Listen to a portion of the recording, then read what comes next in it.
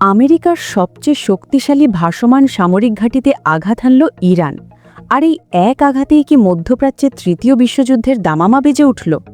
বিশ্ব রাজনীতির এই চরম উত্তেজনাকর মুহূর্তে দৈনিক প্রভাতের আজকের আয়োজনে পুরো ঘটনাটা খুব সহজ করে আপনাদের সামনে তুলে ধরছি।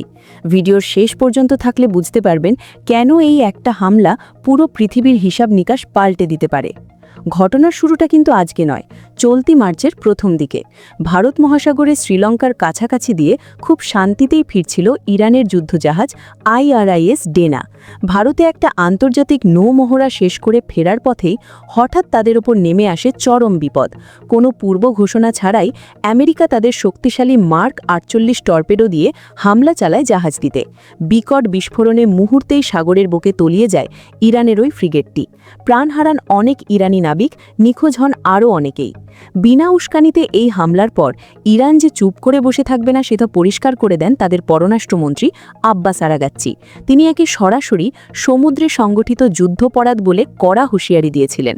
কিন্তু সেই প্রতিশোধের আগুন যে আমেরিকার এত বড় একটা অহংকারে আঘাত হানবে সেটা হয়তো খোদ পেন্টাগনও ভাবেনি। কি করেছে ইরান? ইরানের টার্গেট ছিল সোজা আমেরিকার অন্যতম শক্তিশালী বিমানবাহী রণতরী USS আব্রাহাম লিঙ্কন। নিজেদের দেশীয় প্রযুক্তিতে তৈরি শক্তিশালী সব ড্রোন আর মিসাইল দিয়ে এই বিশাল মার্কিন ঘাঁটিতে হামলা চালিয়েছে ইরানের নৌবাহিনী। আর কোনো লুকোছাপা নয়, ইরানের সর্বোচ্চ সামরিক কমান্ড ইউনিট খাতাম আল আম্বিয়া বুক ফুলিয়ে এই হামলার দায় স্বীকার করেছে। তবে একটু গভীরভাবে খেয়াল করলে দেখবেন এই হামলার পেছনে শুধু যে জাহাজের বদলা নেওয়ার বিষয় আছে তা কিন্তু নয়, এর সাথে জড়িয়ে আছে চরম রাজনৈতিক জেদাজেদি। মার্কিন প্রেসিডেন্ট ডোনাল্ড ট্রাম্প কিছুদিন আগেই দাবি করেছিলেন ইরানকে নাকি নিঃশর্ত আত্মসমর্পণ করতে হবে, কিন্তু ইরানের বর্তমান পেজেশকিয়ান সরকার ট্রাম্পের সেই হুমকিতে রীতিমতো বুড়ো আঙুল দেখিয়ে দিয়েছে।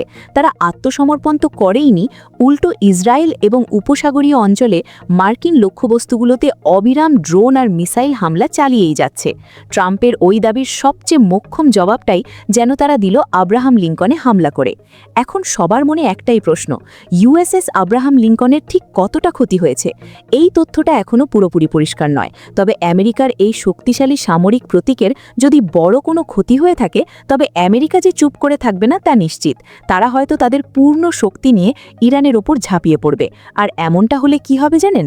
পুরো মধ্যপ্রাচ্য পরিণত হবে এক জ্বলন্ত আগ্নেয়গিরিতে। যুদ্ধটা আর ছোট থাকবে না।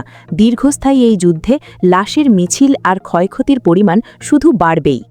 আপনার কি মনে হয়, আমেরিকার এই রণতরীতে হামলার পর আমেরিকা কি সরাসরি ইরানের ওপর পূর্ণমাত্রার যুদ্ধ ঘোষণা করবে, নাকি ভেতরে ভেতরে কোনো আপোষ হবে?